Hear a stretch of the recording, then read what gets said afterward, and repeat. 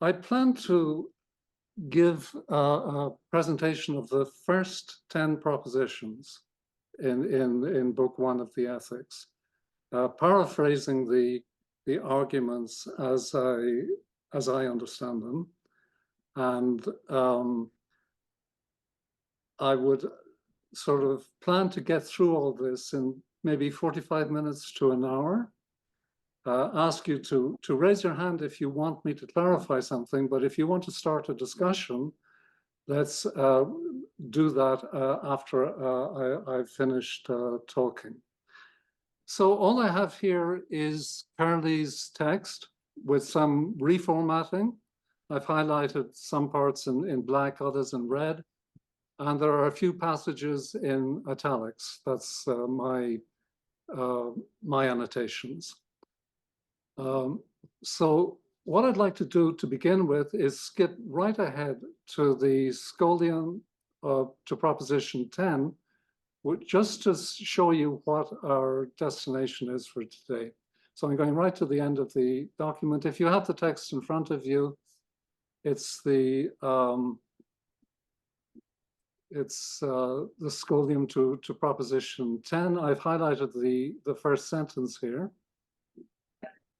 So what he says is, from these propositions, it is evident that although two attributes may be conceived to be really distinct,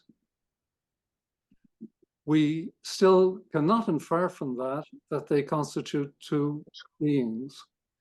This is a direct challenge to Descartes, specifically Descartes' substance dualism.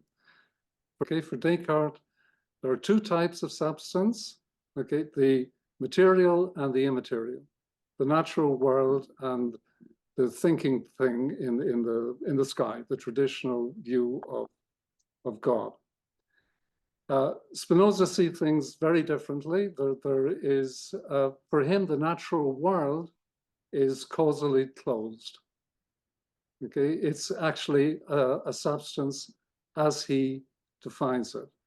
And for Spinoza, there are no angels, demons, no supernatural realms. The physical world is entirely self-contained. It's in itself and conceived through itself. And what he's aiming to show in the first few propositions is that if you go about it in Descartes' way and have two different types of substance pertaining to two different attributes, then these two things can have nothing to do with each other. And in particular, one of them cannot have been created by the other. So this is the setup that Spinoza is going to use to launch into his definition of God and his proof of God, which is the following proposition, proposition 11, which we're not going to be doing this week. So I'll briefly review the definitions and axioms, and then we go through the first 10 propositions one by one. So the definitions that we'll need are just the first 5. The definition of a substance, the attribute and the mode, looking way ahead, we'll find that Spinoza says there is only one substance that has two attributes that we know of, thought and extension. And in each attribute, there are infinitely many modes. In the attribute of extension, the modes are just things. And in the attribute of thought, the modes are the ideas of these things.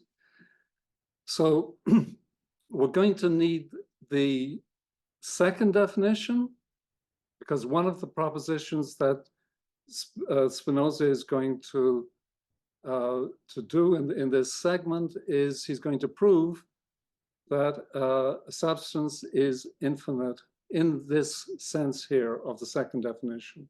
not the sense of definition 6. When he talks about God being absolutely infinite, that's for later, that's for proposition 11. He's also going to prove that substance is a cause of itself. It exists necessarily. And I don't think there's anything else that we need from the definitions.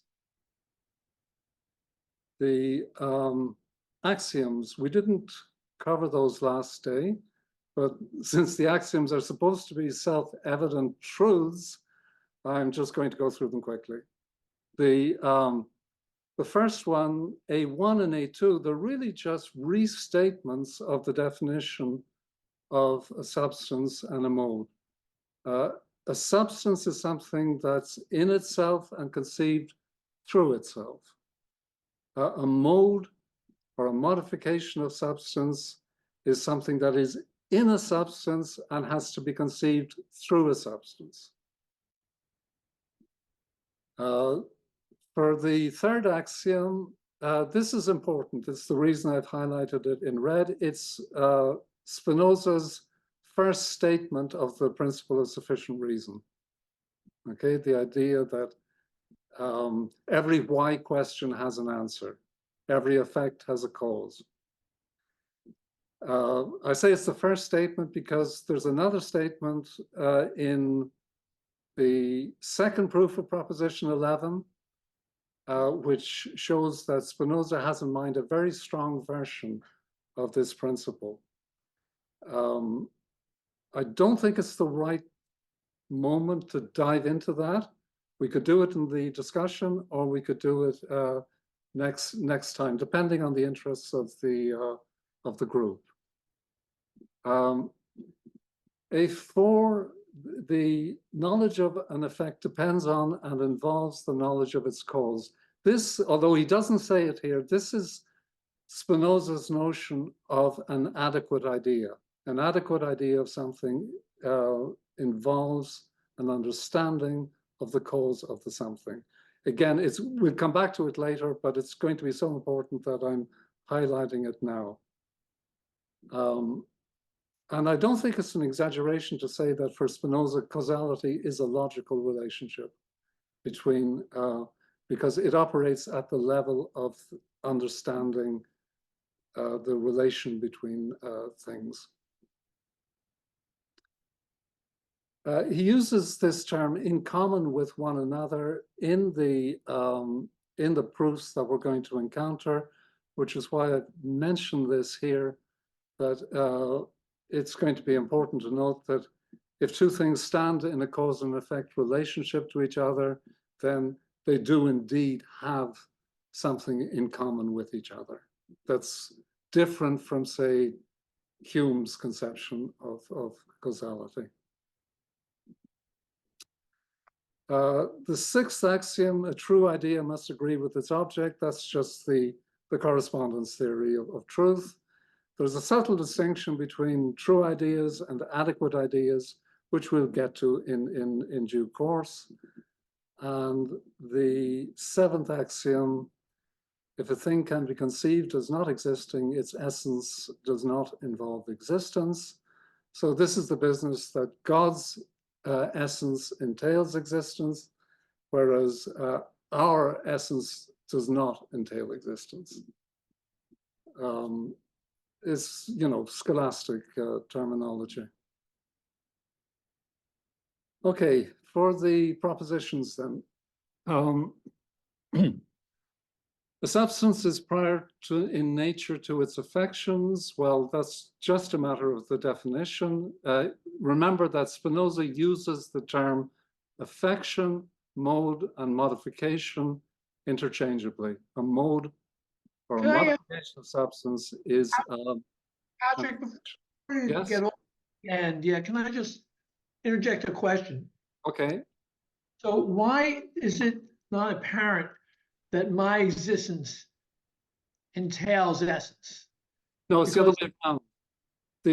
Your essence does not entail your existence because you were a mortal being. No, we haven't. That's all. Okay. the idea or the definition of David is his essence, okay? But you can't deduce from the definition of David that David exists at any given time, whereas Patrick, yes, question, if I my question, I'm thinking of this and considering these questions. In order for my consideration of it, I have to be existing to continue with this question and to ask this question. So as far as I'm concerned, I don't know what you believe and think, but as I'm doing this in a Cartesian way, I'm sort of asking you, I'm presuming my existence, and there's no way to conceive of myself without presuming that. Now you, I can imagine not existing. yeah, I'm just saying that this is the way the scholastics phrased it. Okay, I mean it's just the construction that they put on these terms, essence and existence, and Spinoza takes it over that way. I'm just trying to explain Spinoza's usage rather than not trying to defend it. I don't believe that that's at least that's not the way I see my role. I'm trying to explain my understanding of what Spinoza is saying. Obviously, there's. Do you think it's defensible? I mean, do you think it is defensible? Well, it's defensible in terms of Spinoza's system, okay? But Spinoza's system is going to take a long time to explicate. And I can't really anticipate what he's going to do, not at this point, what he's going to do with this distinction. But it's going to be important for him. And I think we just have to take it on faith at this point. Yeah, if I may, David, the other thing to remember here is that, for example, if you look at definition 1, he says, I understand.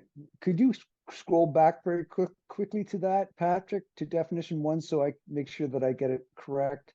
By cause of itself, I understand that whose essence involves existence. But he's not claiming that there is in the world such a thing that has an essence which involves existence. He's just saying that this is what I mean by cause of itself.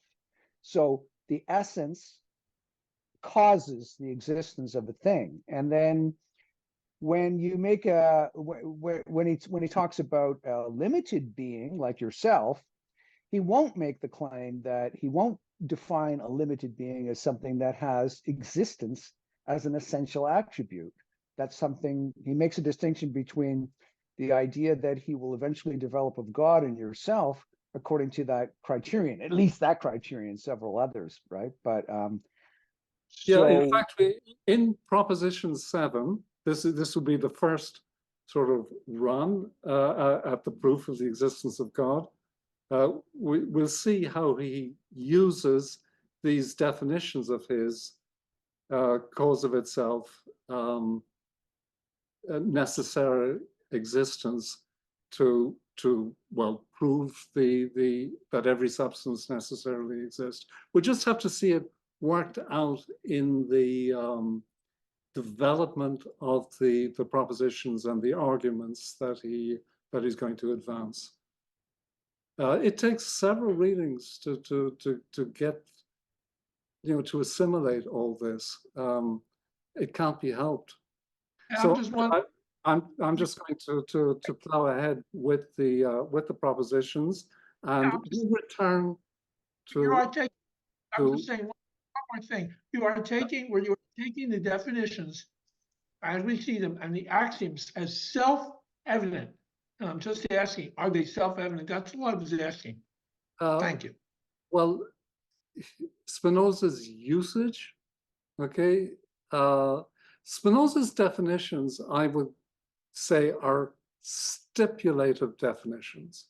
Okay, in other words, he's saying, if you agree to accept these definitions, then the following consequences ensue. Okay, they're not universally accepted. Okay.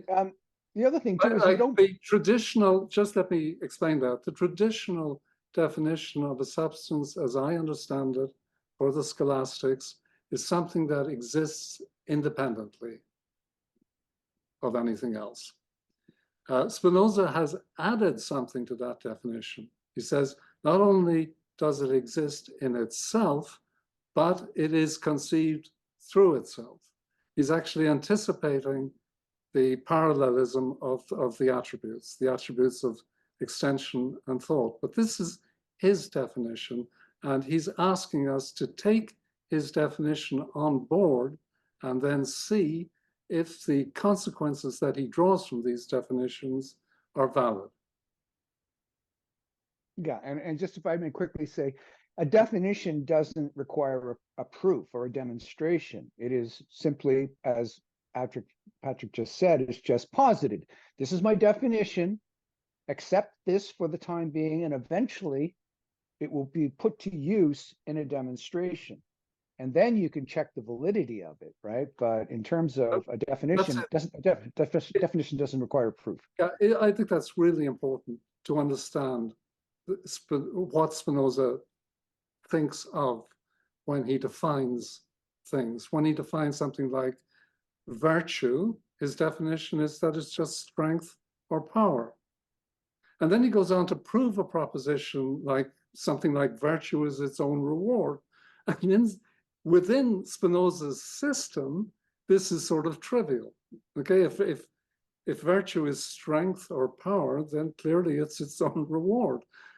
But it's arguable that he is not talking about virtue as virtue is understood traditionally in all religious traditions. We'll see this sort of thing time and time again. As for the axioms, Spinoza is using the word in the sense that it's traditionally used in mathematical textbooks as propositions whose truth is not to be put into question.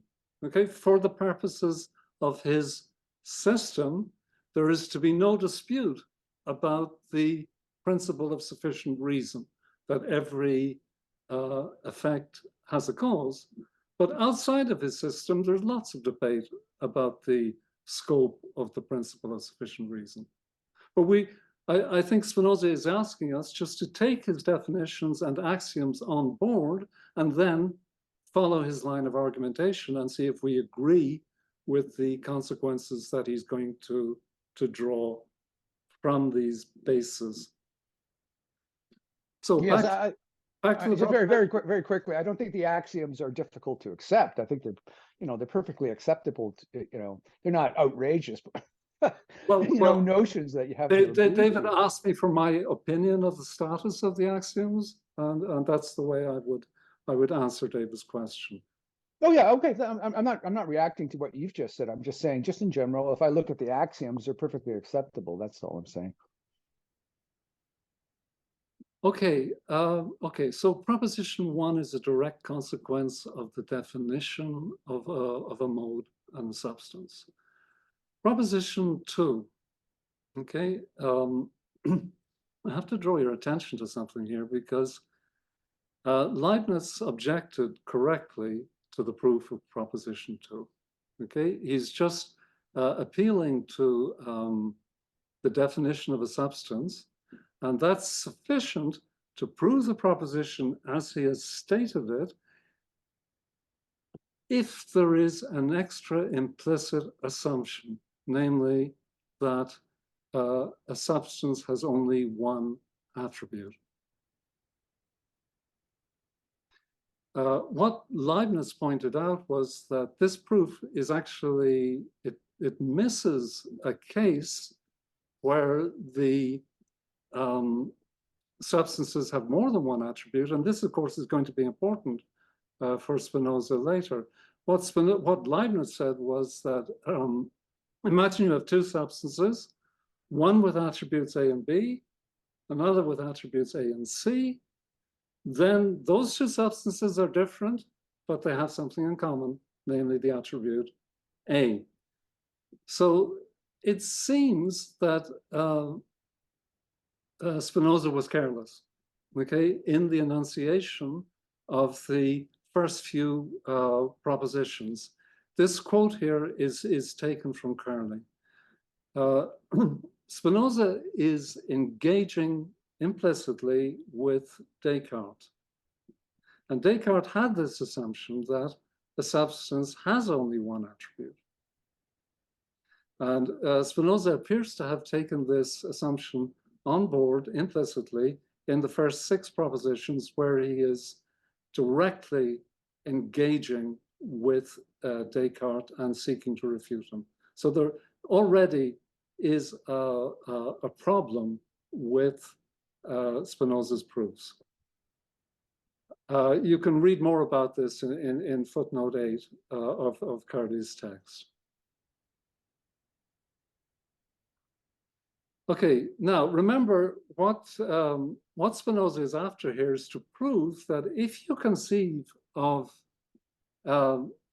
the natural world as a substance under the attribute of extension, and God as a substance under the attribute of thought, then these two things can have nothing to do with each other if you accept Spinoza's definition of a substance, okay, as something that has to be conceived through itself, okay, and doesn't refer to anything outside of itself. So he's already making a very important claim at this stage.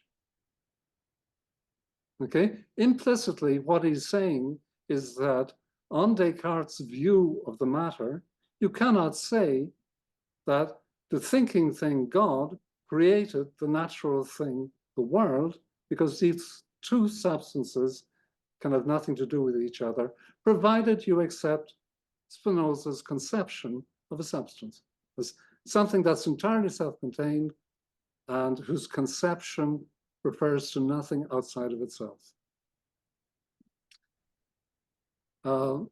Proposition 4 says, well, two things are distinguished either by the attributes of the substances or by the modifications. That's straightforward. It's just the from the definitions. Proposition 5 is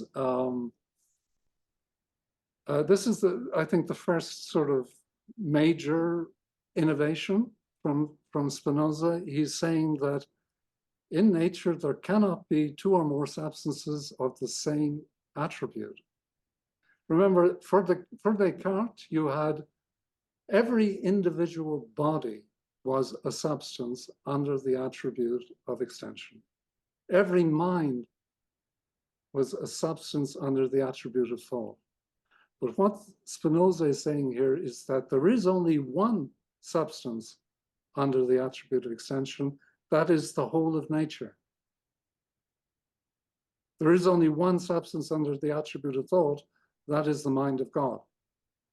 So according to Spinoza, individual human beings are part of nature, individual human minds are part of God's mind.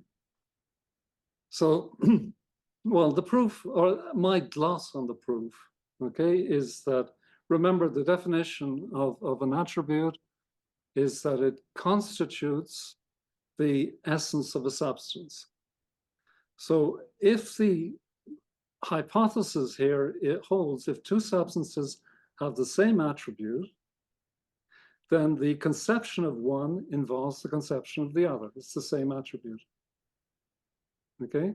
But a substance can only be conceived through itself. Okay? So there can only be one substance with a given attribute. If you follow Spinoza's definitions, okay, of a substance. But of course, the important thing here is this very radical claim that Spinoza is making. Okay, there is only one substance under the attribute of extension. There is only one substance under the attribute of thought. And eventually, from proposition 11 onwards, he's going to say that those two are in fact one and the same substance, having not only the attributes of extension and thought, but infinitely many other attributes as well. All that's for later. Can I make a quick comment here? Yeah. I think that for those of you who were taking part in the Leibniz, you'll be familiar with the sense of the principle of the identity of indiscernibles. And that basically just means if, for example, you're talking about a substance and its essential attribute is thinking, and that is got, and that substance only has one attribute, there's no way that you can distinguish one mind from another mind. In other words, it's all just one mind, because you cannot distinguish between one mind and another if they are essentially thinking. That's the only attribute they have, is thinking.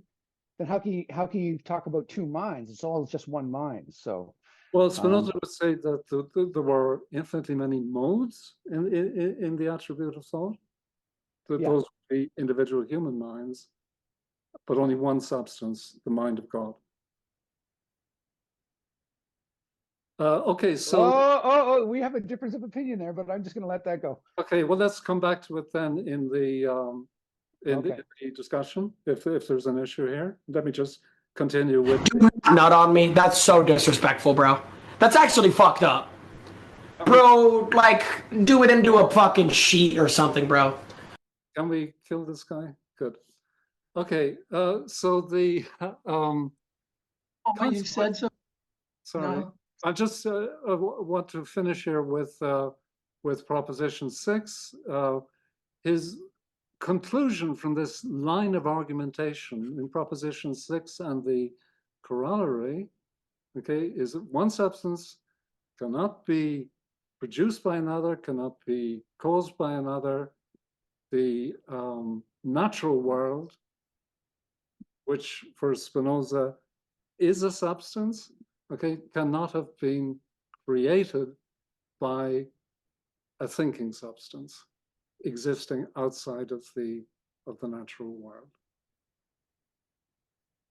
I don't think it's necessary to dwell on the arguments. They really are quite straightforward. Again, we can, you know, if you want me to go into them, just let me know. But there's nothing new here. Well, could you explain from what you just said? If an attribute constitutes the essence of a substance, right? Yeah. Okay, so how can a different attribute constitute the essence of the same substance? You can only have one attribute, otherwise, can we? It doesn't constitute. It's a vitally important question that you're asking. Okay, and I will say a little bit about it at the end of my presentation, but really, what you put your finger on is essential to understanding Proposition 11, which is I'm not going to get to today, but I promise you I'll come back to your question before I'm finished.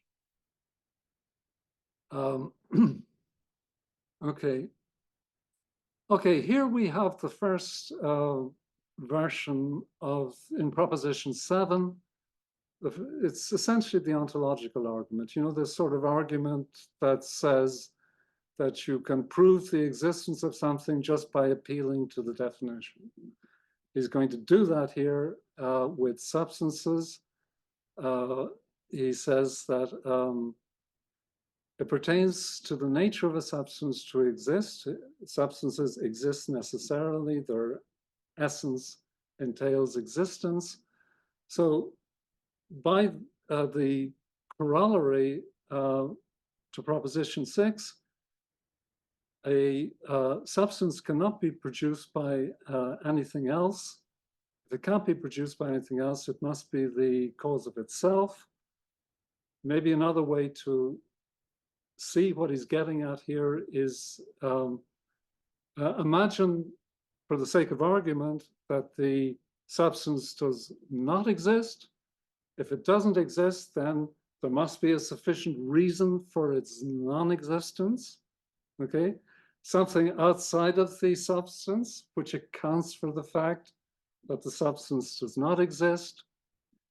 But a full conception of a substance cannot refer to anything outside of the substance, therefore the substance exists. I'm not going to defend this argument any further. Okay? This is, you know, a vestige of the medieval ontological argument, but well, there it is. If we want to take it up in the discussion, anyone is welcome to defend it or to knock it down. Next one, every substance is necessarily infinite. This is infinite in the sense of definition 2. Remember, he says something is finite in its own kind if it's not limited by something of the same kind. Okay, this is not the term absolutely infinite, which occurs in his definition of God. Well, there is a problem with this in the sense that Spinoza's conception of extension is essentially three-dimensional Euclidean geometry. But I mean, the way we sort of think of space nowadays, we have moved on since the 17th century. In fact, you know, cosmology, actually, most cosmologists do say that space probably is infinite in extent, which appears to agree with the definition, with the statement of Proposition 8. But they would also say there's absolutely no reason to believe that the space-time continuum that we happen to inhabit is the only space-time continuum that there is. And if there are other space-time continua, they would be substances in the sense that Spinoza talks about, without any one of them limiting any of the others. So we've sort of moved on since the 17th century when we come to understand the notion of space. So I can't really attach an awful lot of importance to this, but there is, I think, an interesting sort of remark that we can make here. There's a quote here from Immanuel Kant, which I've always wondered what he was driving at. And when I was preparing this, it seemed to me that he must have made it apropos of this particular proposition. So let me just read it. Okay, so remember that Kant says that things like space-time and causality are all mental constructs which shape our experience. And so he disagrees with Spinoza's understanding of space as extension. So, but he goes on to say that if his ideas about space are rejected, then nothing remains but Spinozism, in which space and time are essential determinations of the original being itself, while the things dependent upon it, that's us, are not substances, but merely accidents inhering in it.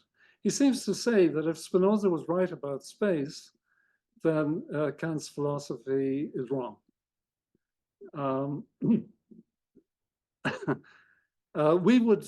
We moderns, I think, have all sort of taken on board Kant's idea about space, that it's a mental construct. Neuroscience would go along with that because, I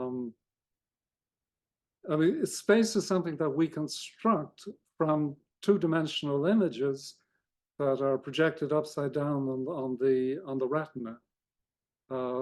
It's something that we infer into existence, whereas Spinoza thinks of it as something absolute or out there. But again, there is a question here. I think this is really interesting for discussion if there's anyone knowledgeable of Kant in the group, because in fact, Kant seems to have ignored Spinoza's definition of the attribute as something that the intellect perceives as constituting the essence of a substance.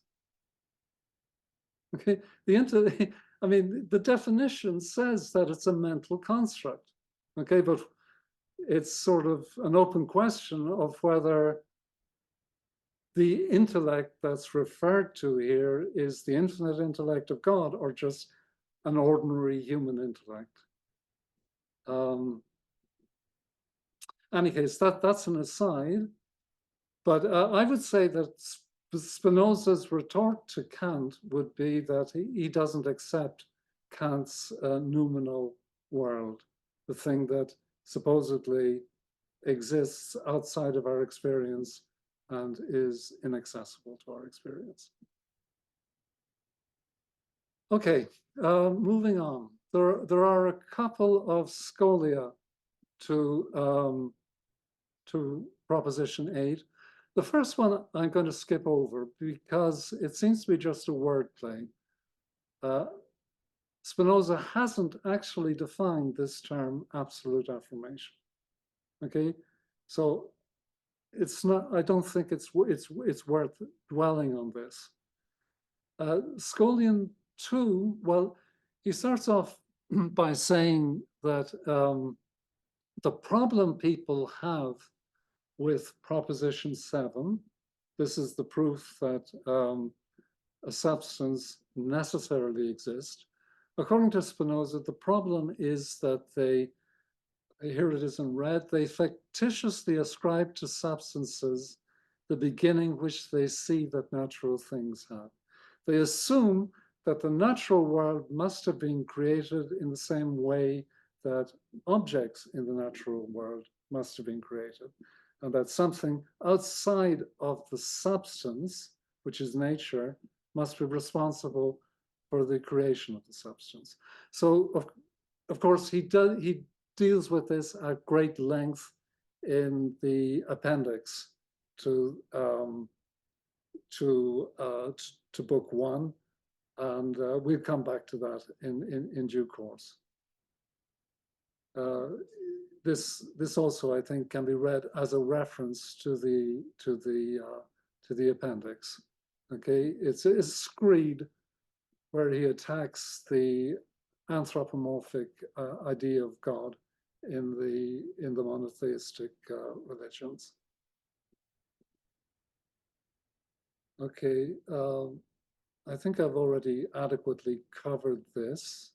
Second paragraph. Third paragraph, well, this is important for several reasons, but it's also deeply obscure. The first sentence there, how we can have true ideas of modifications which do not exist, is going to play a very important role later. From Book 2 onwards, it will be necessary to understand this. Proposition 7 of Book 2, it says that the order and connection of ideas is the same as the order and connection of things. Okay, there's a one-to-one correspondence between the attributes of thought and the attributes of extension. But as far as I remember, in Book 2, he never explains what is the status of the ideas of things which don't actually exist. Okay, and it really is necessary to understand that in order to follow the further development of Spinoza's philosophy. But this paragraph here is of no relevance to the argument that he's developing here in Book 1. So what I'm going to suggest is that in due course, if and when we get to Book 2, we'll come back and look at this. You see, also here's the first reference to the Cartesian formula, clear and distinct ideas. For Spinoza, clear and distinct is used interchangeably with adequate ideas, but he hasn't defined adequate ideas yet. So again, it seems to me to be premature to talk about this. And you see here in the third sentence that I've highlighted, he just takes another swipe at the biblical creation myth in a single sentence, okay? if someone maintains that a substance is created, like the natural world, he maintains at the same time that a false idea has become true. We would have to spend more time at this, I think. So what my recommendation is that we just skip this for the time being. Okay, we'll come back to it later, perhaps in book 2. Now, there follows then about a long-winded argument, about 2 pages long, which turns out to be another argument for Proposition 5. Proposition 5, remember, said that there is only one substance of a given attribute. The way the argument goes, I'm just going to paraphrase it. I'm not going to go into it in detail. Assume that, well, he says, first of all, if there exist multiple instances of a thing, then you can't account for that fact merely from the definition of the thing. Okay, there must be some extra reason for the existence of multiple instances. In the case of a substance, okay, if you had multiple instances of a substance with a given attribute, there would have to be a sufficient reason outside of the definition or the conception of the substance through the attribute to account for this. Hence, okay, it can't be a substance. That's the argument in a nutshell. He's already proved this in Proposition 5. I don't think we need to dwell on this any longer. Okay, we're almost done. Proposition 9, okay, it doesn't make a lot of sense unless you happen to know something about medieval theology. And of course, the great resource for this is Wolfson's commentary. It's a reference to what the medievals called the great chain of being, okay, which was a hierarchy with God on the top, and then 9 ranks of angels, and then humans, animals, plants, rocks. The idea probably has its origins in Neoplatonism. You know, how the one becomes the many through a process of emanation. At the top of the hierarchy, you have God, who is called the most real being or the most perfect being. Okay, and this notion of degrees of perfection or degrees of reality is something that's going to come up throughout Spinoza. Basically, the more substance-like a thing is, okay, the more Spinoza would say that it has reality, the more perfect it is. So the statement here is that in Proposition 9, the more reality or being each thing has, the more attributes belong to it. This is a sort of foreshadowing of his claim that God has infinitely many attributes, okay, being the most real being. But he doesn't develop it at this point. He will develop it in the proof of Proposition 11. And here we have he's saying each attribute of a substance must be conceived through itself. I believe from the Scholia that what he's referring to is the attributes of thought and extension. You have to understand, or at least we humans have to understand those independently of each other.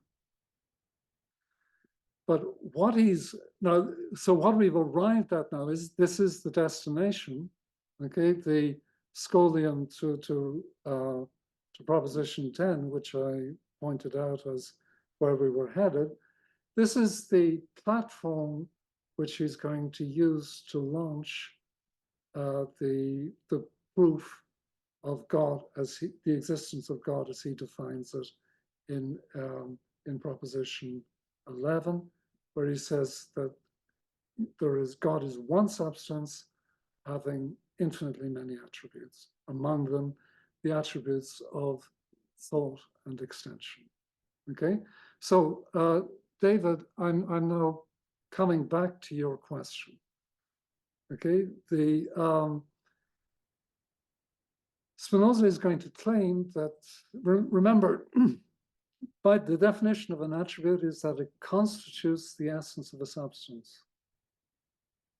In saying that God has both attributes, extension and thought, somehow he is claiming that these two attributes constitute one and the same essence. This is his claim. It has roots in, again, in medieval theology. There is this something called the doctrine of divine simplicity, which says that God does not have any parts. That the traditional attributes of God, which are things like power, will, intellect, goodness, are not separate parts of God, but somehow are supposed to be one and the same as God himself. This is the tradition. Spinoza is co-opting the tradition for his purposes. Obviously, he's using the word attribute in a sense which is foreign to the scholastic and rabbinical theologians. And there's a curious expression that he resorts to here when he says it's far from absurd to attribute many attributes to one substance. This is not characteristic of Spinoza. Spinoza is usually supremely self-confident in the assertions that he makes, but here he seems to know that he's skating on thin ice, okay? That the claim that he's making is going to be met with an incredulous stare, at least by his contemporaries. But then he's going to go on anyway and show in the following proposition, proposition 11, which will be the subject of the meeting next week, that in nature there exists only one substance, that it is absolutely infinite, meaning that it has infinitely many attributes, of which the two attributes that we know, namely the attributes of thought and extension. Okay, so that concludes my presentation. I suggest, Robert, that we close the screen sharing. Perhaps we can open it up again, but just to see what direction we take now in the course of the discussion. So how do I close this? Well, just go to share screening again and hit stop sharing. Okay, somehow I don't see that menu. Well, it says share screen, right? No, I don't see any menu. Maybe there's a place on your screen where there's a little red thing to click on to stop sharing at the top.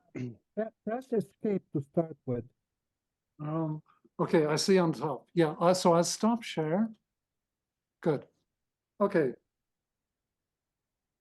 I turn it over to you. Robert, will you manage the queue, please?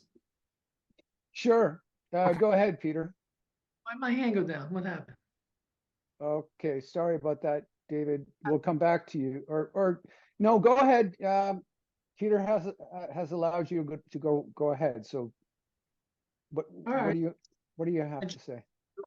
Yeah, so I understand he's playing with scholastic terminology. I think it's a sort of an unfortunate game that he's doing that. So Descartes has two substances, and instead Spinoza has two attributes. He doesn't want to call it substances. That's right. He's talking about the substances of Descartes.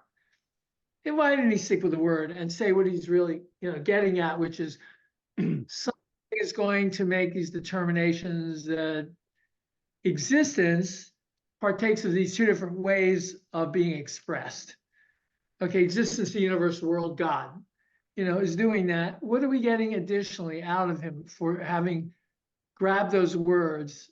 What's the advantage to his argument? Is there substance is now?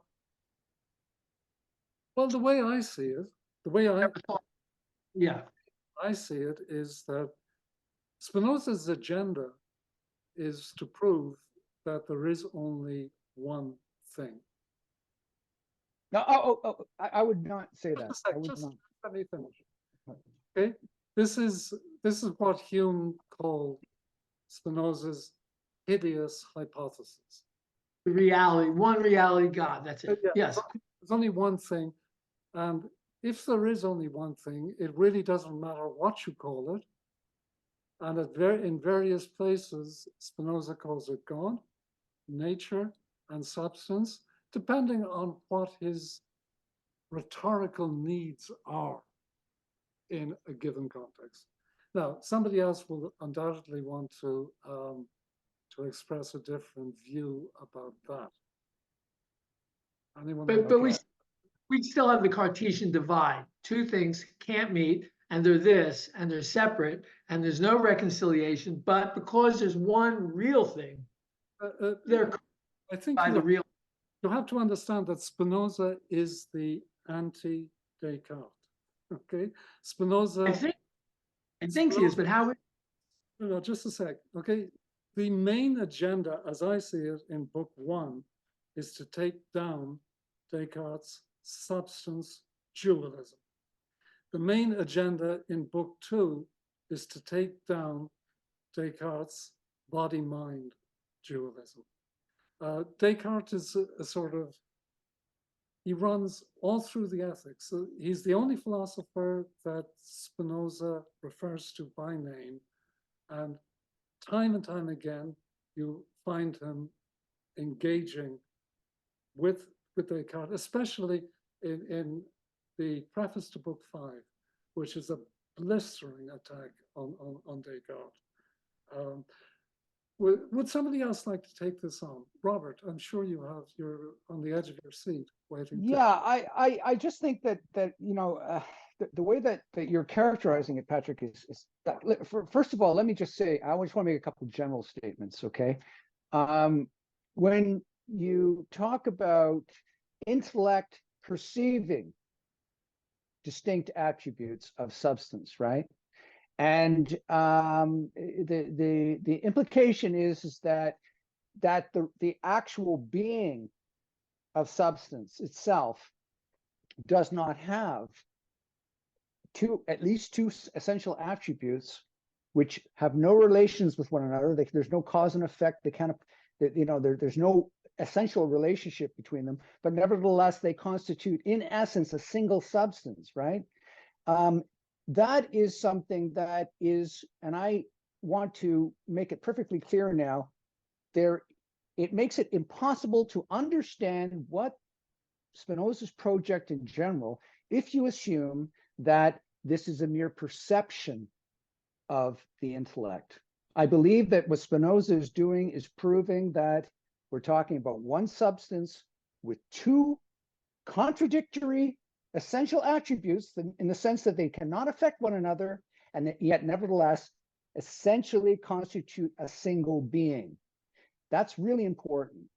I don't understand how you can read the ethics at all if you think that it is just something that doesn't have reality outside the perception of any given intellect, whether infinite or finite. The other thing is that, like, for example, when you say that, Kant, we have forms of intuition.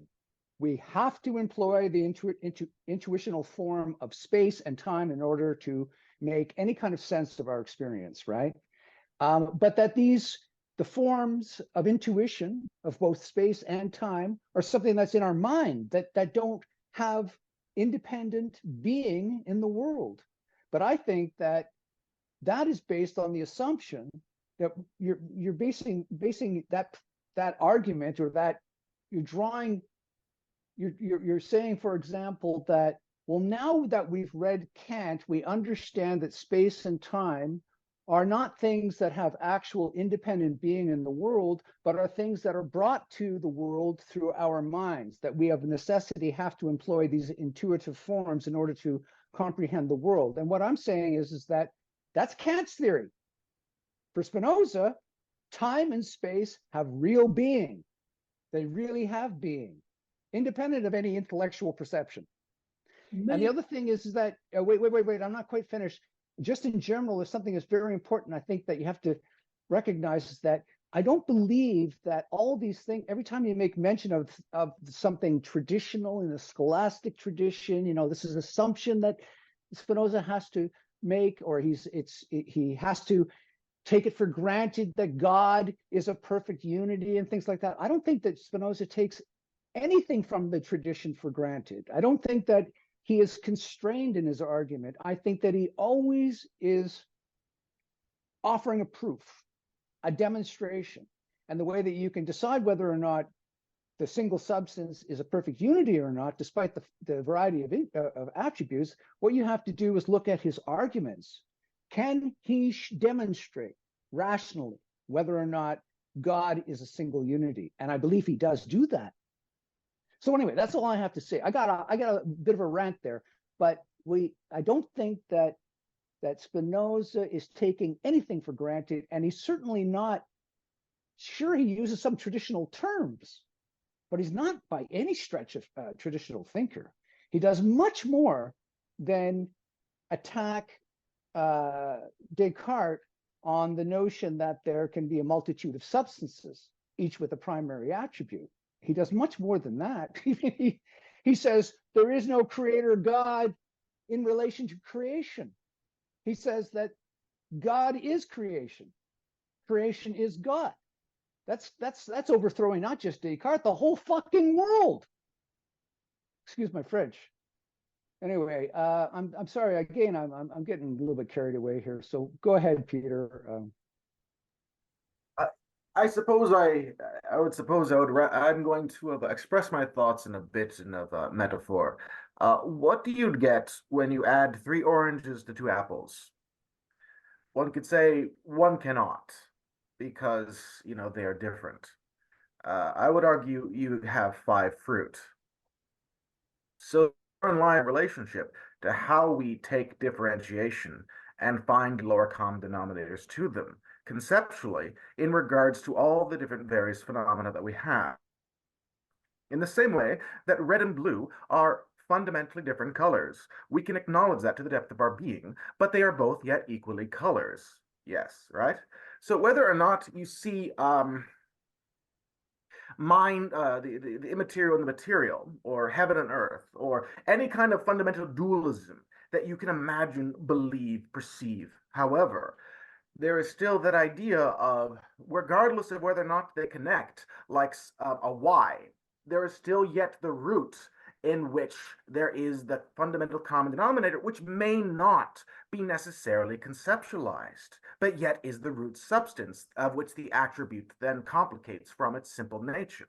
The idea of the verb of God, the idea of the verb of that which is happening, which any attempt at understanding would then seek to differentiate, right? No matter what kind of word, we can say that all happen, and according to God, that everything is harmonious in nature because nature is inherently descriptive.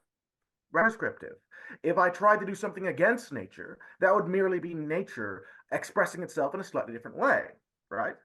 And so as such, conceptually, how we then find in relationship to like and dislike, of similar and dissimilar, of different ontological or of ways of relating phenomena with one another, I think it is important to reflect on the being able to shift gears in relationship to both the truth that red and blue are different, but yet are equally colors. Okay, thank you very much, man. That's great. Alex, go ahead. Thanks, Robert. Hi, folks. Patrick, thanks a lot for the presentation. I really enjoyed that. I found it really helpful. I guess I'm wondering, I mean, just kind of trying to wrap my head around all of this. It's been a long time since I've looked at Spinoza. But I do have a question about definition 4. Maybe that's a place to start. And it was interesting also thinking about, Patrick, your comment about Kant and the forms of intuition and how Kant understood Spinozism and what exactly he means by, this kind of alternative either or between the two.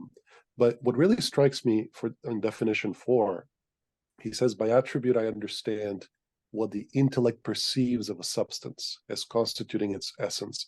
And what's really striking me here is the reference to perception, that attributes, they constitute the essence of a substance, and yet there is a perspective element here. The intellect is involved in perceiving that substance, and it's as if the attribute is a kind of medium through which we are, we as intellects, as modes, are able to do that. And I guess one thing I'm trying to do is piece together kind of Spinoza's idea of perception. How does this work? But also it strikes me that, read this way, with this reference to perception here, it may not even be all that different from Kant. If maybe Kant read in a certain way. So that's one point. And I guess the second thing I'm wondering, keeping this definition in mind, trying to relate that to the existence versus essence distinction. And I'm wondering if this is on the right track. Are we to say that the substance exists like it is, it has its being? Now, that being follows from its essence. However, when the intellect directs itself at it, it perceives the essence, I suppose. And that essence is constituted through these attributes. And I guess there will be an infinity of them. And it will turn out. So anyway, just some thoughts there. I'm trying to kind of piece this together. Thanks. Thank you, Alex. You touched on a couple of really very important things. Go ahead, Roger. Okay, thank you. It's more of a question than a thought. If I understood correctly, Patrick, you said that God is simultaneously extensive and thought. So does this mean that us human beings do not have this characteristic or this character? If we do, which I believe we do, we are extensive and we are thought, then what is the difference between us and God? Is it just a matter of magnitude in the extensiveness and the thought, as opposed to human beings? I'm having a hard time making the difference between us and God. at least the way it's perceived by Spinoza. This Thanks. will be clarified. We humans are modes of substance. Okay, our bodies are modes of God under the attribute of extension. Our minds are modes of God under the attribute of thought. Does that answer the question? All this is going to be fleshed out over the course of books 1 and book 2. Spinoza has decided to present his concepts in a very abstract way, which does not enable the reader to anticipate answers to questions like that.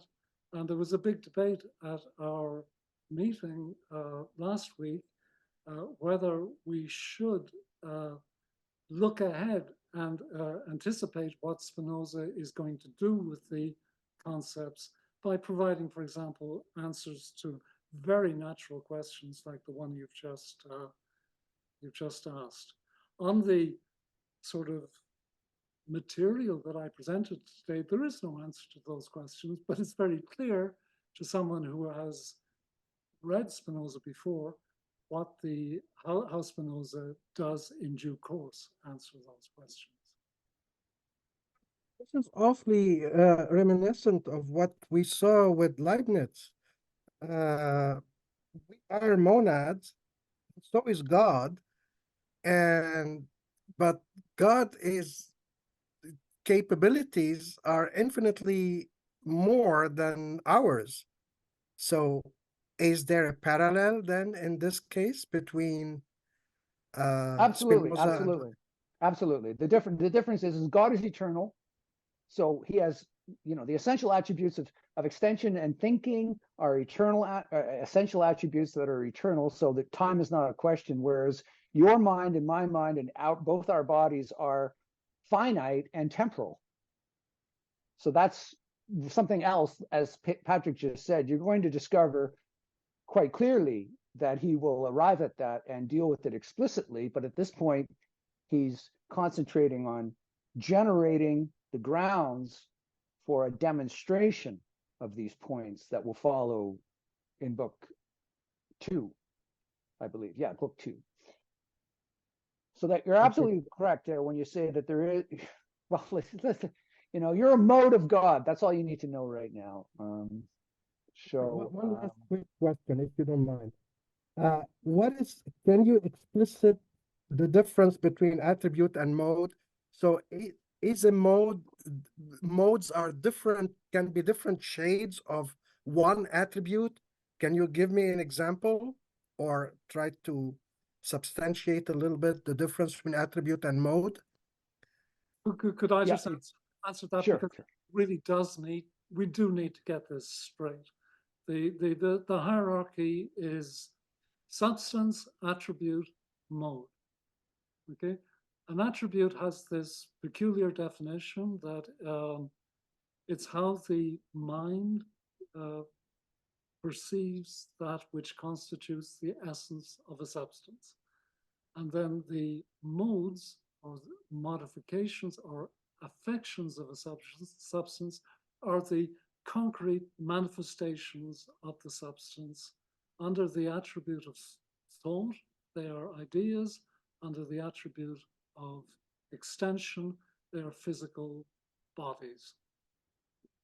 So we just have to get, that imprinted on our minds as we read through, even though Spinoza has not yet introduced the attributes of extension or thought. They're coming. Go ahead, Tim. Yeah, I'm probably missing something obvious. I'm having a little, can you explain a little bit more about prop 5?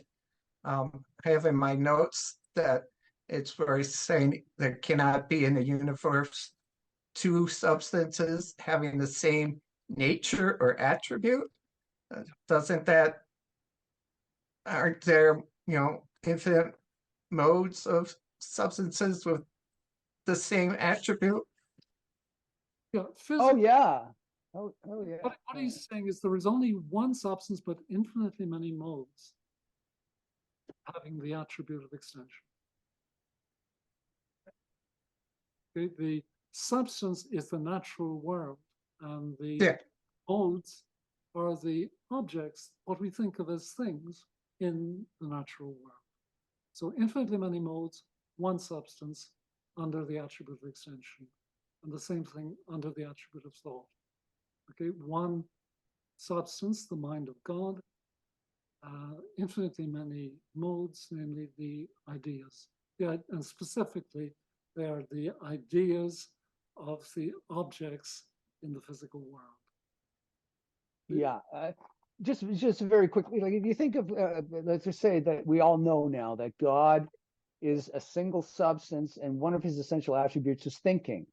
Well, then your mind is a moment in the mind of God, and an idea that you have is a modification of your mind. Thinking of your mind now as being you have to remember your mind is thinking, and you have an idea. That means that thinking has been modified in a particular way to form an idea. Well, just to be clear, though, the human mind, okay, is a mode, not a substance. It's the mind of God is a substance. Agreed, Robert? Oh yes. I'm sorry. It's very interesting though, because sometimes Spinoza skips the whole notion of the essential attribute and just talks about a modification of the substance that is God. He sometimes goes directly to that, and other times he makes the clear distinction between, you see, an essential attribute of God means that it is infinite and eternal, right? And but human minds are not infinite and eternal, so clearly they're modes, not essential attributes. They're not part of the essence of God. So it's perfectly correct to say that our minds are modes. But just by way of analogy, if we think of our mind as being identical with the mind of God, just by way of analogy here now, then an idea would be a mode. But Patrick is absolutely correct. A human mind is a mode of the essential attribute in God that is eternal, a temporal mode. Right, but this seems to be expressed in a way that attributes are unique to substances. That's right. And it says you can't have two substances in the same for the same attribute. Well, I think that's true. I mean, I think that's obviously true in a way. You know what I mean? Like if you were to say thinking is an essential attribute, right? And if you had two substances and they were both thinking, why would you talk about two at all? Why wouldn't you just say, well, there's one substance and it's thinking? Thinking is thinking. You can't distinguish one thinking from another thinking. Thinking is essentially the same thinking, right? Because you're not talking about a substance in terms of like you have a mind and I have a mind, because we're just modes, right? So you can't distinguish one substance from another if they share one and the same attribute. Space here on the planet Earth, so to speak, is going to be the same space at the end of an infinite universe. You know what I mean? Space is just the same thing. That's a really bad way of trying to make my point. Sorry about that, but Okay. All right. Thanks. Nick, go ahead. Yeah, thanks. I just want to make an observation and ask two questions. The observation is to echo the sentiments expressed by Alex earlier. Thank you very much, Patrick, for a well-prepared presentation. But I wonder if you may want to consider to chop it up into smaller segments of the presentation, because the 1 hour or 45 minutes presentation presumes a lot of detailed background knowledge, but which may or may not be present in this forum. But you do have a lot of mature intellectual, reflective powers here. So people may want to, react quickly and get the hold of your main insight. So instead of a 1 hour long presentation plus 1 hour long discussion, we might remember that guy Scott Heffler? Yeah, he's in this meeting. Sorry, go ahead, Nick. Yeah, instead of that, we could have 15 minutes presentation of one or two proposition, and then the discussion 15 minutes. So by that, it may be more bite-sized, digestible, and more interactive. That's just a thought. But my two questions are, one is very short. Your Kant reference, where exactly is the source? And then I will come back to feedback more on the interactions of the two thinkers. The longer question is really on proposition 4 and 5. in passing, I do not think you put it in writing, but in passing, you mentioned the causality of Hume. And there I was not able to follow what was the nuance in the P4 and P5, which deviates from the Humean idea of causality. So I just wonder if you could elaborate that a bit. Okay. For the first point that you made, yes, perhaps I did bite off too much. We're just exploring our way here, where the idea is to have several different presenters. Okay, one each week, and hopefully we'll converge on a format of presentation which best meets the need of the group. For the quote from Kant, I found it on the internet. It was something that I was aware of before, but I didn't track it down. I'll put the text into the chat, and if you put it into Google, you can undoubtedly trace it down. The point I was making about causality, this has to do with, as I understand it, the fourth axiom, where he says that the knowledge of an effect depends on and involves the knowledge of its cause. The way I read this, which may not be the correct way to read it, is that Spinoza,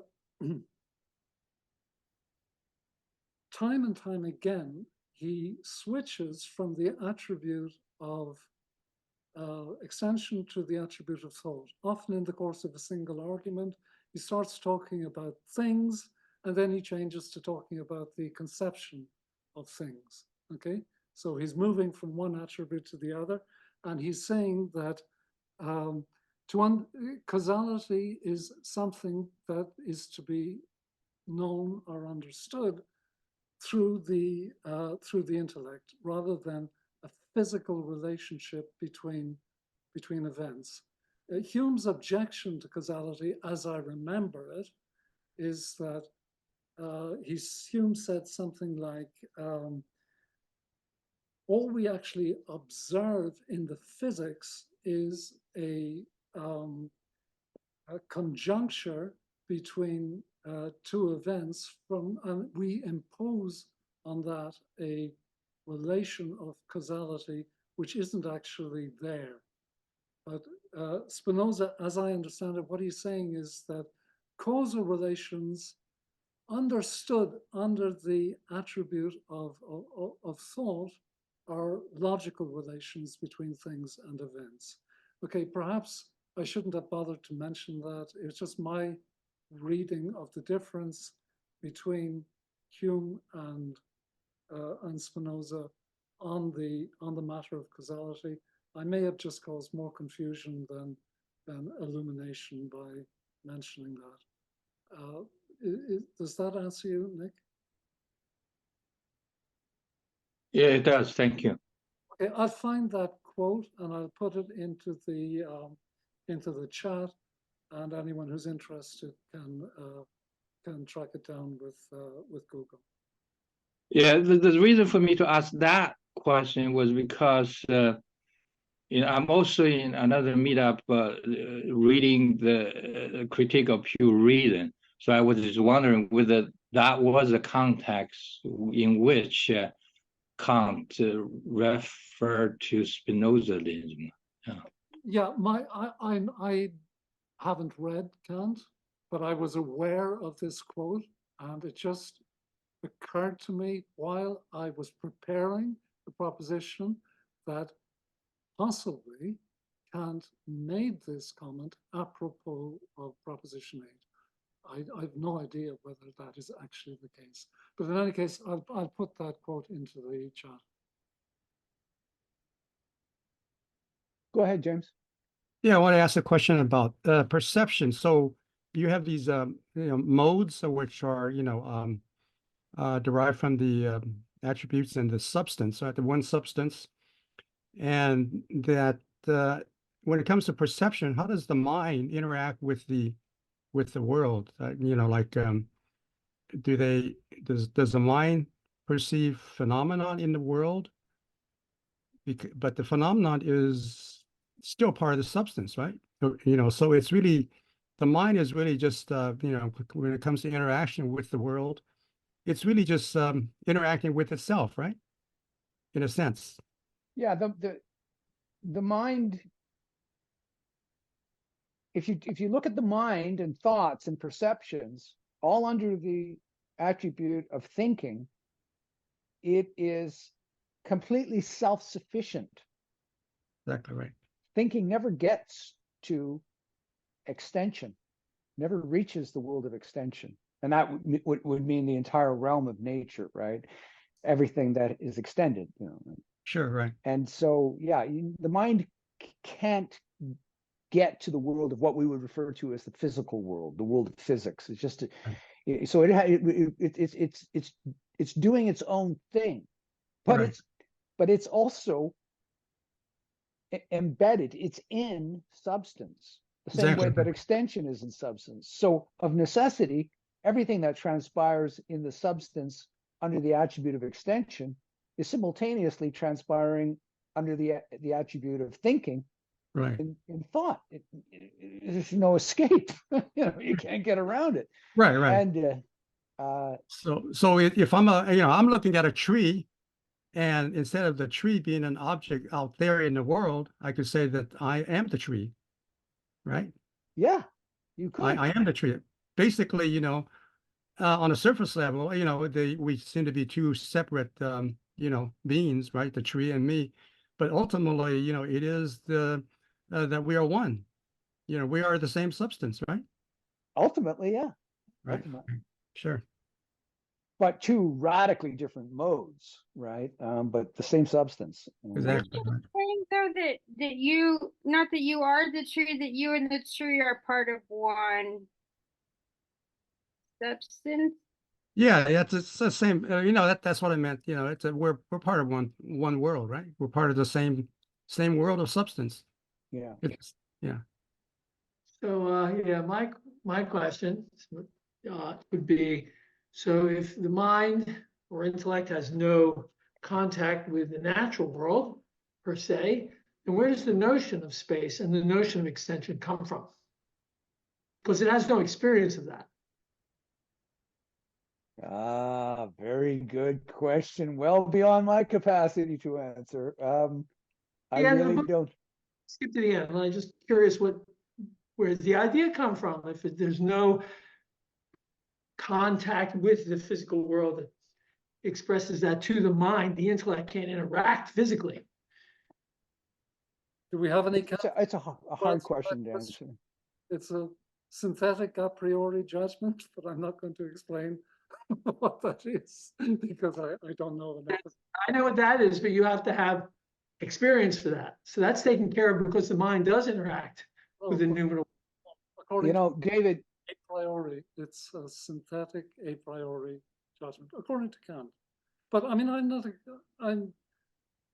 asking for a not Kantian answer, right? Sorry? You might consult with Einstein because he came up with the space-time continuum, and he loved Spinoza. I think he adopted Spinoza's idea of God. Well, God does not play dice. He believed in the interaction of the mind and the physical world. Spinoza does not, apparently. Yeah. Well, okay, look, Spinoza has a lot to say about sense impressions. Okay, how our sense, the phrase he uses, how they are confused, fragmented, and disordered. In fact, the principal source of inadequate ideas. But all of this is all going to come later. It just either just read Spinoza from beginning to end, or be patient, and eventually we will get to it. Yeah, but it is kind of interesting to pose a question like that, because it is hard to grapple with that. Like, if the question is immediately posed to you, all of a sudden you have to go, wait a minute, how does it work? You know, it takes a long time to take in the whole body of the work and provide an explanation for a question like that. Alex. Yeah, well, I guess I want to say, I mean, to that question of interaction, like how does the mind access the physical world? And I mean, my sense is Spinoza actually goes even further than interaction, right? Like it's not that the two interact, but it's like the two are the same. Yeah. And so like we don't even need, like my idea of the tree and the being of the tree itself physically, they're actually the same. Like my thought is the physical being of the tree by way of substance. They're just the two attributes under which the tree can be perceived. So it seems like it's like there's an identity between the thinking and the being. Yeah, absolutely. Which is really fascinating.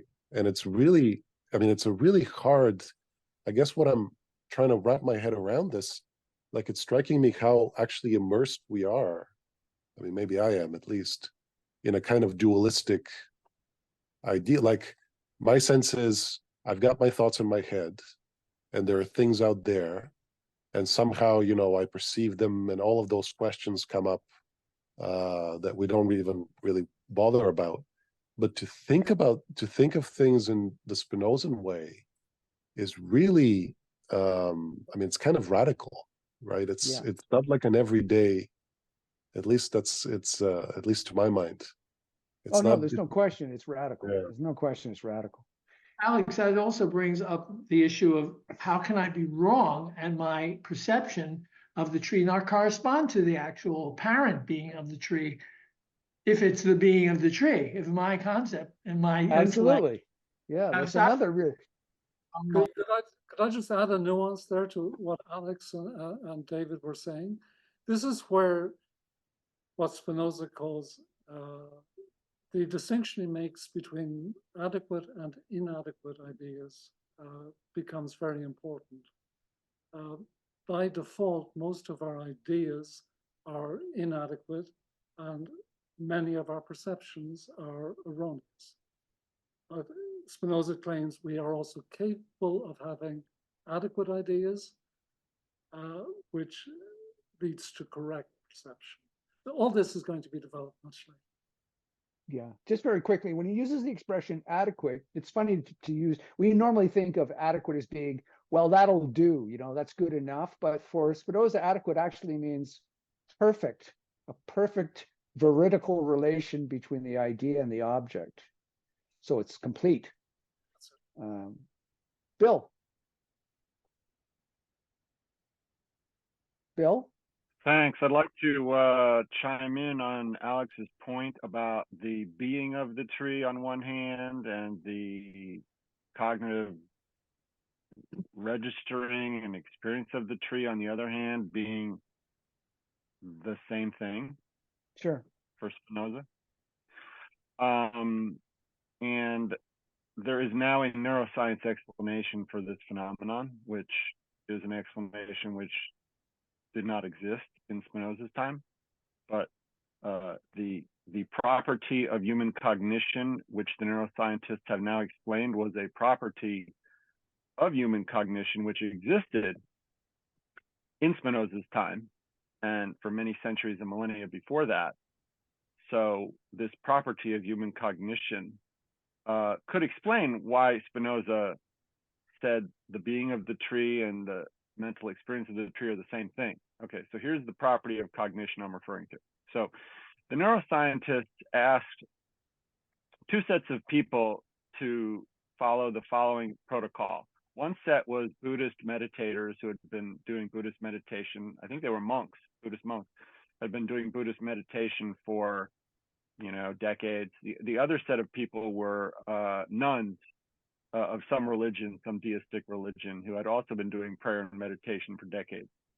And the neuroscientists discovered the same thing from both sets of people. So this has nothing to do, what they discovered about human cognition has nothing to do with deistic versus non-deistic practices. Either one, the deistic or the non-deistic practices will reveal this property of human cognition. So here's the property of human cognition that these research subjects revealed in a certain kind of scanner. It's like a computer. I can look it up in a minute after I get up off my bed. It's a computer tomography scanner. It's a CAT scan of some kind, whatever. So they asked the people to sit in this scanner and do their practice, their meditation or their prayer. You know, the monks, the meditation, the nuns, the prayer. And when they reached the point of connection with the ineffable, whatever word you want to use, source, God, deity, whatever, you know, eternity, infinity, whatever, pull on a little string. And the monks and the nuns pulled on the string, and the neuroscientists registered how the scans were changing from before the string was pulled to after. And here's the difference. There were two changes in human cognition after the string was pulled. One, the language centers in the mind stopped doing their thing. They dropped their function level, their activity level to zero. And then this other part of the mind also dropped its activity level to zero. And that's the part of the mind that registers where the boundary is between one's own body and the things beyond one's body. There's a certain set of neuronal modules in the mind that register where that boundary is, the boundary between what's inside one's body and what's outside one's body. And when those neuronal modules function, one knows the difference between what's inside one's body and mind and what's outside one's body and mind. But when those neuronal modules stop doing their thing, one doesn't know the difference, and one feels, quote, at one with the universe, quote, unquote, or, quote, connected to everything, unquote. Okay? So once one passes that point of the meditation or the prayer practice and pulls the string, one doesn't know the difference between the tree outside oneself and one's own experience of the tree. It's the same thing. Yeah. So where I learned all of that I just explained to you was from a book by a Harvard neuroscientist who and this is my final point. She suffered a stroke which shut down her left brain and threw her center of gravity of her consciousness to her right brain. And she had to spend 10 years learning how to get back into her left brain and find a balance between the two. And she wrote a book about it called My Stroke of Insight. And because she's a Harvard neuroscientist, she was able to identify the neuroanatomy of which parts of her brain were functioning, et cetera, or not functioning or need to be, restored to function, et cetera. And so this is, where this perspective comes from. And nothing I said is original with me. It's all from her book. And thanks for listening. And I hope that helps. So I would make an analogy to when my finger is actually on the mouse so that I can feel it. So there is a relationship between the mind in the intellectual state and the physical state because they are connected. It doesn't explain anything about how we separate and join these things together. Maybe it's because God has opened the channel. No. Is it permitted that your body can respond to the natural world, that when you put your hand on the mouse, you actually feel the mouse? No. Because otherwise you're saying the spirit can feel the cloud of electrons pressure against the cloud of electrons of the mouse, which now you're saying the spirit and the material interact. That's the material, and I thought that's what you were saying, David. There's one thing to bear in mind here all the time, and that is mind cannot affect or be affected or reach physical nature. Just can't get there. There's no way. Mind doesn't occupy space. The physical world occupies space. How can it have anything to do? It can't get involved with it. It can't reach it.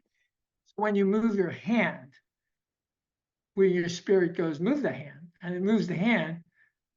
Did that come from something before your spirit did it?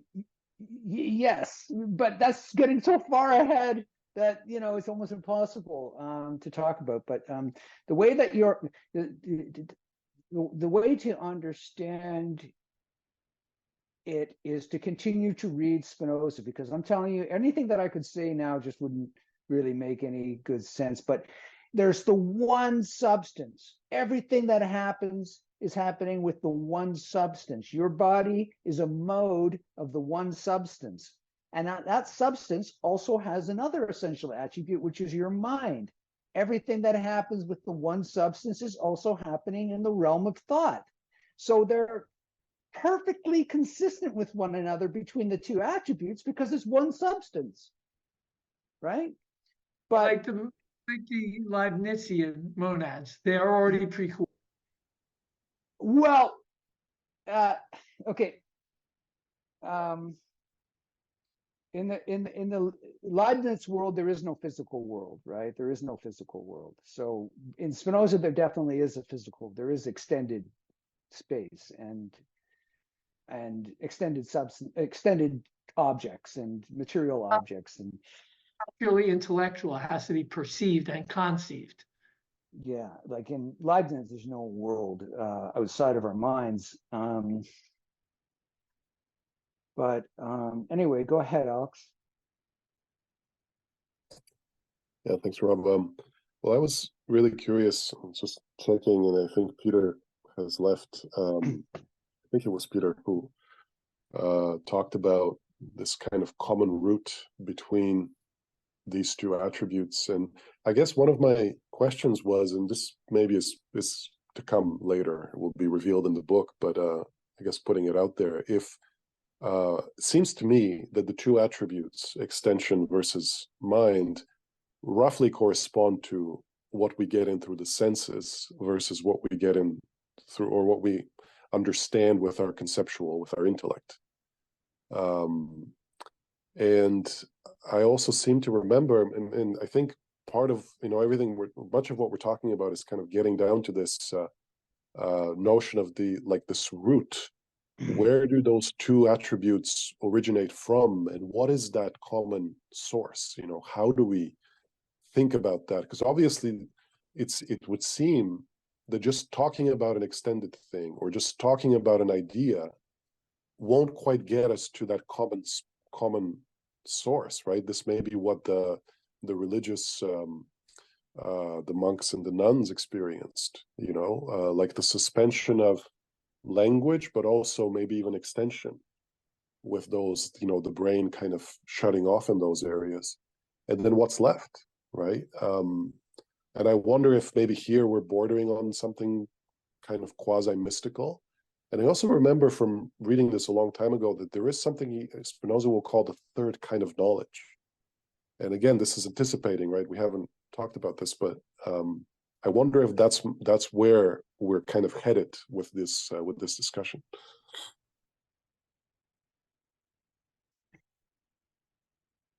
Well, oh, sorry, Patrick, you're muted if you're saying something.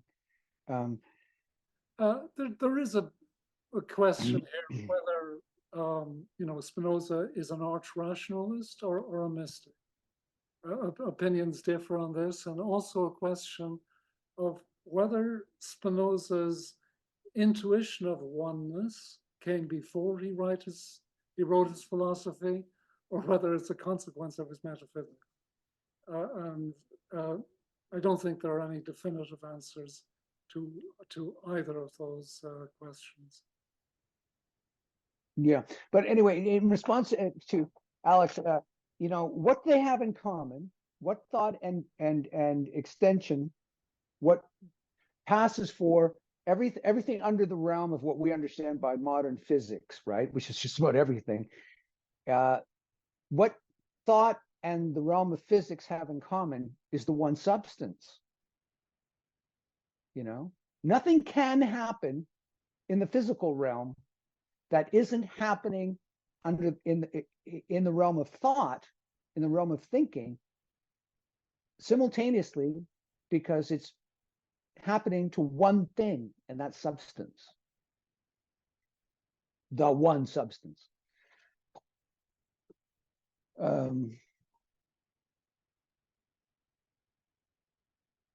I have a recommendation if anyone is kind of curious about this, and that is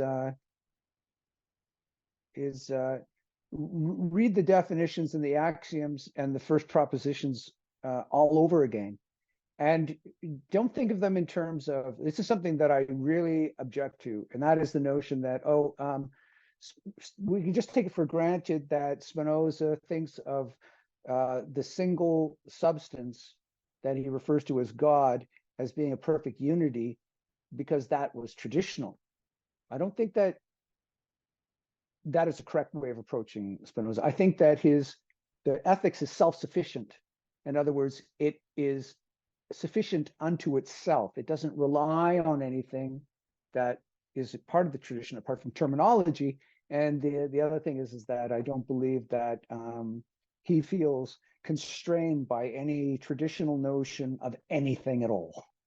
Like, his work really is a complete revolution. You know, for Descartes, you still had a creator God and a creation, distinct. Spinoza was something much more than a pantheist. You know, the whole Asian notion of pantheism, where God is actually participating in every single singular moment in the natural realm. But that would be something like not a mode of God himself, but as a kind of an effect, something that follows from God. Whereas for Spinoza, everything that is happening in the realm of nature is happening to God himself, because they're identical. You could just, when you substitute the word for God for nature, and there's no difference. I don't even know why Spinoza should not have used the word God. He should have just said nature.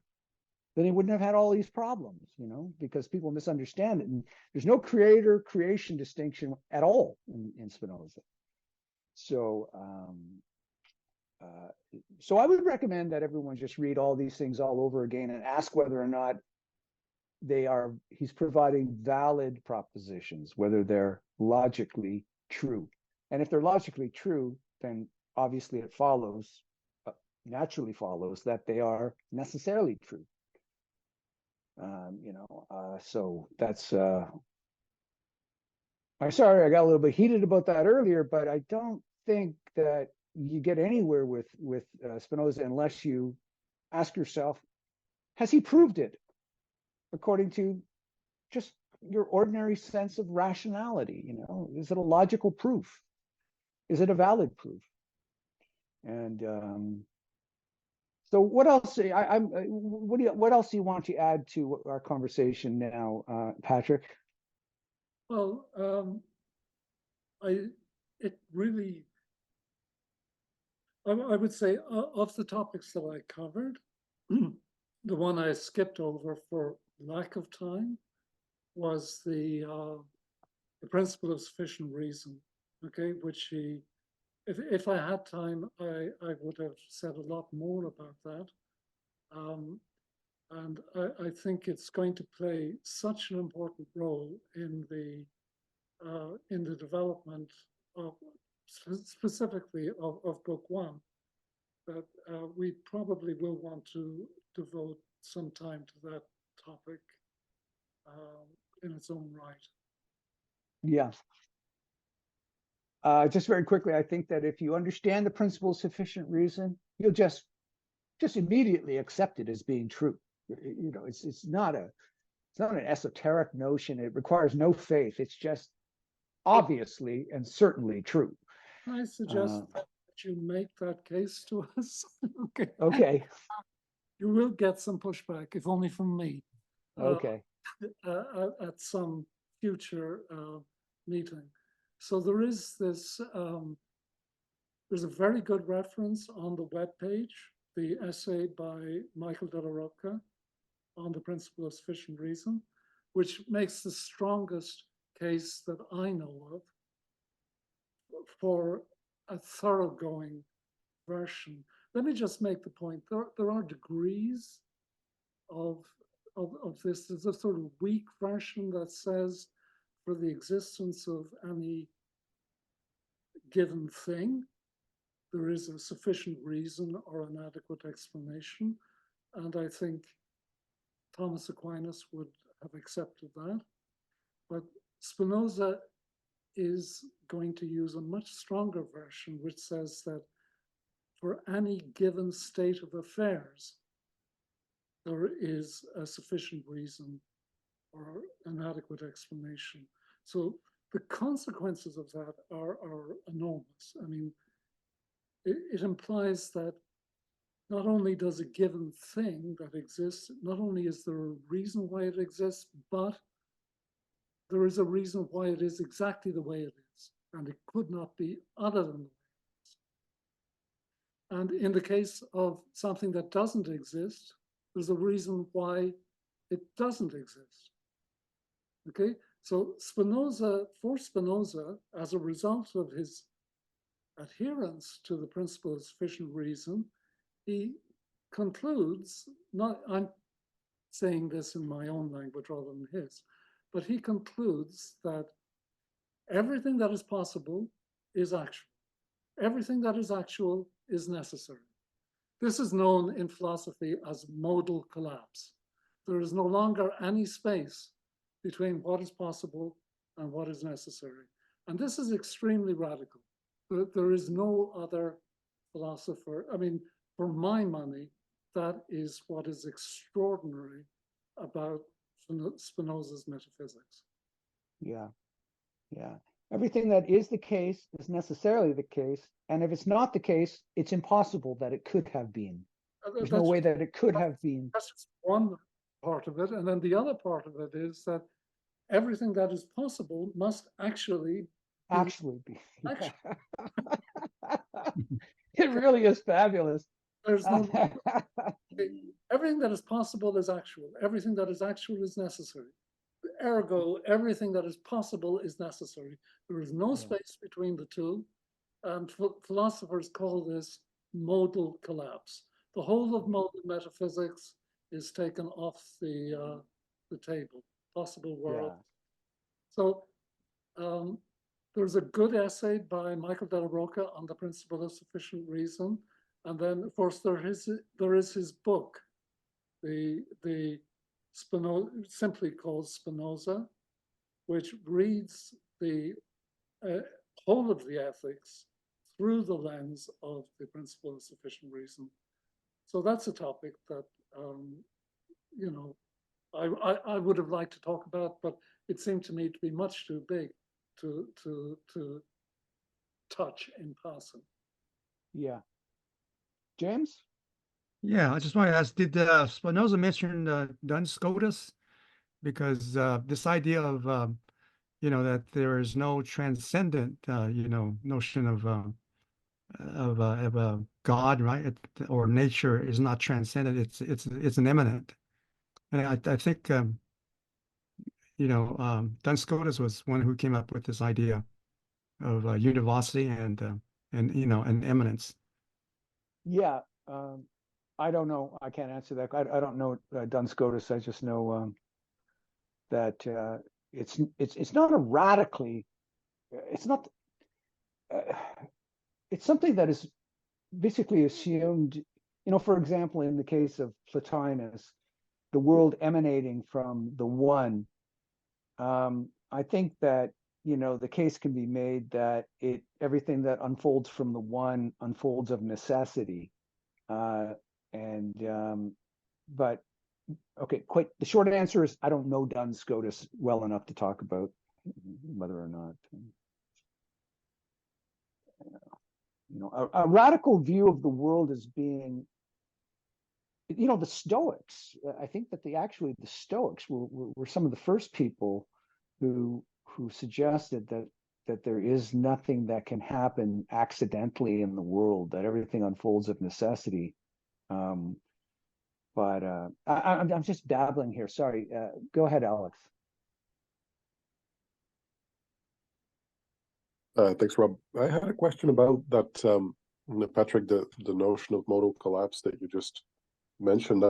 I'm curious how. I mean, I know you say it's a very large topic and hard to address, probably briefly, but I am curious though how and if this follows directly from this parallel notion that Spinoza has of thinking and extension, or I guess thinking and being, that they're somehow kind of constantly in step. So it's as if there's no space for possibilities without I real. believe you're correct that this must have figured into Spinoza's thought. The parallelism of the attributes is another very strong statement of the principle of sufficient reason. For Spinoza, there's literally a one-to-one correspondence, a bijection between the way things are and adequate ideas of those things. Yeah, just very quickly, if I may add that if there were, it's impossible to imagine it, but if there were no extension of thinking, attribute of thinking, the necessity would still follow in the physical realm, right?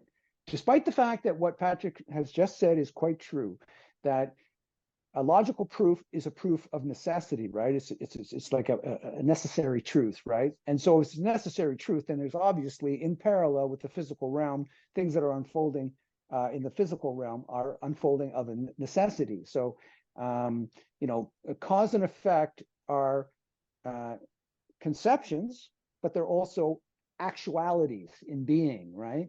But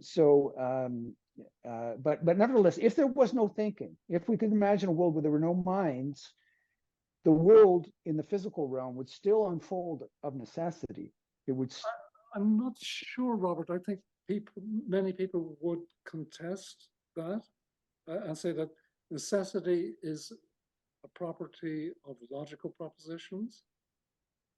When we talk loosely about necessity in physics, what we mean is that physical processes follow deterministic laws, but those are mental descriptions, okay, that we find, as adequate. It's not clear that necessity is a property of physics. Some people would disagree, with the claim that you've made. I'm not going to go there myself, but it's a big question. Oh, you see, that's in that sense, that's how I would understand the principle of sufficient reason in application to the necessity that obtains in the physical realm, independent of thought. The principle of sufficient reason. Here's a question for you then about the principle of sufficient reason. If the principle of sufficient reason is true, okay, the principle says that there is an adequate explanation for everything, okay? What is the adequate explanation of the principle of sufficient reason itself? I've never seen anybody provide one. Well, I guess the way that I understand it, like a very, very simple way of my simple-minded way of understanding it is to simply say that nothing happens I know where you're just going. in a completely nothing just happens. There are no miracles in the world. You know what I mean? There's no miracles. You can always say, look at that thing. How did that happen? And then you get an explanation, right? To some extent, you get an explanation for something that happened. If you don't get an explanation, you're like, this is the most bizarre thing. I just saw a pig fly by. Like, this is bizarre. How did that happen? You want an explanation. Otherwise, you can't want an explanation. You have to say it was a miracle. It's just a miracle. Come back next week with an adequate explanation for the principle of sufficient reason itself. Yeah. Okay, Nick, go ahead. Yeah, thanks. Just want to circle back on the question on Kant.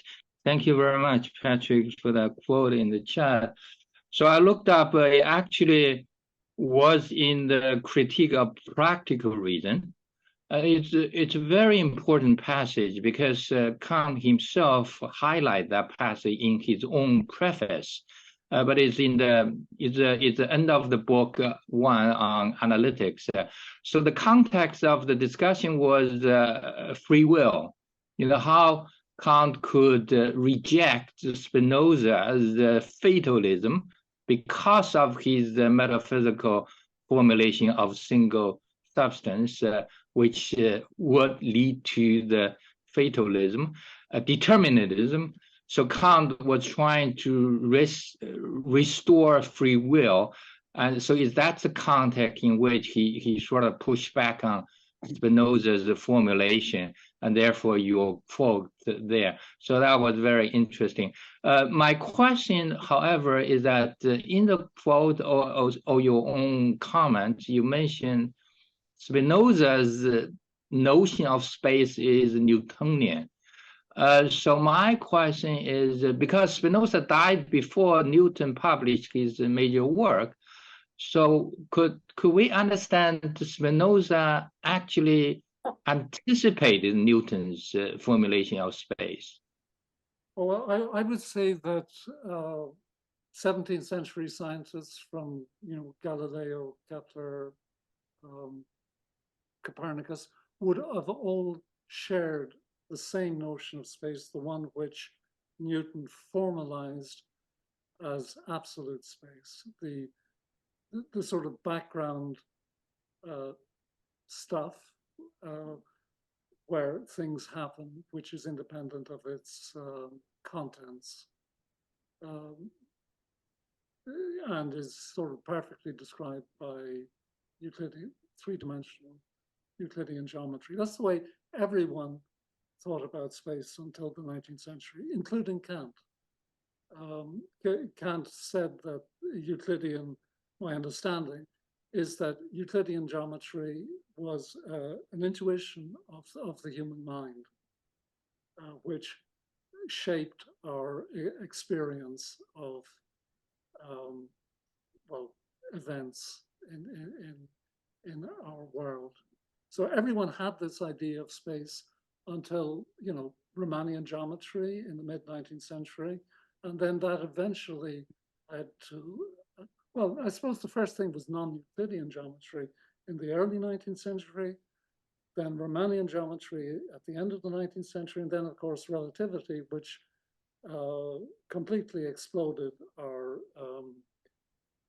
traditional understanding of space as Newton formulated it. Does that answer your question, Nick? It's hard to judge since no, that's very good, very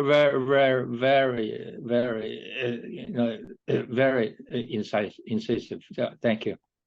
Is that radically different from Einstein's understanding of space-time? Well, Einstein took Riemannian geometry, which is a part of pure mathematics, and used it to craft the theory of relativity. So that leaves behind Euclidean geometry altogether. Oh, okay, thanks. Is that what you meant? Space not topologically connected? Well, it could be that that term, doesn't mean anything unless you happen to have studied topology at some point. But the point I was making is that contemporary cosmology says that the space-time continuum that we happen to inhabit started out 14 billion years ago.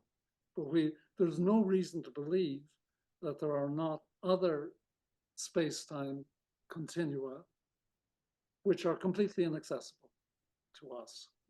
So you have things like Penrose has a cyclic cosmology argument, for instance, that says that the whole thing is starting up again after the big crunch. So there may be other substances under the attribute of extension that are completely inaccessible to us. So it's just, I mean, I just wanted to make the point that Spinoza was a thinker of his time. He mastered 17th century physics and built a metaphysical system on top of it. But the physics of the 21st century is different in many important respects. Timothy, go ahead. Is the idea of adequate reason opposed to or at odds with the indeterminacy of quantum theory? Yes. Yes, if you accept the Copenhagen interpretation of quantum mechanics. But there are also deterministic interpretations which are consistent with the principle of sufficient reason. Yeah. Unfortunately, I don't know anything about quantum physics or anything like that. But I don't think that if someone were to come along and sort of demonstrate in terms that were readily comprehensible by anyone that there was in the physical realm things that happened purely by chance, I don't believe that would render Spinoza's ethics obsolete. You know what I mean? Like their term he's using. I agree with you, but I think that to sort of take Spinoza on board and you engage with it and see which parts of it are, survive the coloring of the circumstances in which it was written, and which parts are for the ages. He has survived very, very well, for the past 300 years, much better than his contemporaries Descartes or Leibniz, and there's a good reason for that. Yeah. Like if you take his ontological argument, for example, I don't think that in general that the ontological argument can simply be dismissed to begin with. And I also think that his ontological argument is really in my view, it's solid, especially when you understand his sense of the infinity of substance. I don't see any flaws in his argument. But I'm beginning to sound like a fanatic. I don't want to sound like a fanatic here. I don't want to sound like a person who's refusing to accept the possibility that like Spinoza's fundamentalist. Pardon? A Spinoza's fundamentalist. Yeah, I think I am a fundamentalist. I should start my own religion. Okay. Anybody else have any remarks at this point? It's already 10 after 10, so we've made good time. But anyway, that was a very successful reading, I think. Before we start the next meeting next week, should we say grace first? Yeah. Robert, about next week then. So Blake has committed to giving the presentation next week, but I haven't heard from him in the past 2 weeks. I know he's gone traveling. Okay. By the way, I've just decided to I'm not going to go to the party, so I'm going to be in town, and so I'll be here at the meeting because okay. I just decided not to go for other reasons altogether, and I promise to keep my mouth shut because I keep on finding myself interrupting people when I don't agree with them. But I'm not actually that disagreeable a person. Okay? I just want everybody to know that. No, I like the tone that we have this week, where there's the right level of civil disagreement. I mean, if everyone was on the same page all the time, it would be boring as hell. Yeah. Nobody sort of wanted to start, an argument, and I think that's exactly the right tone for this sort of meeting. Yeah. Yeah, you mentioned that Spinoza was a pantheist. We could interpret him as a pantheist. Do you agree that his way of describing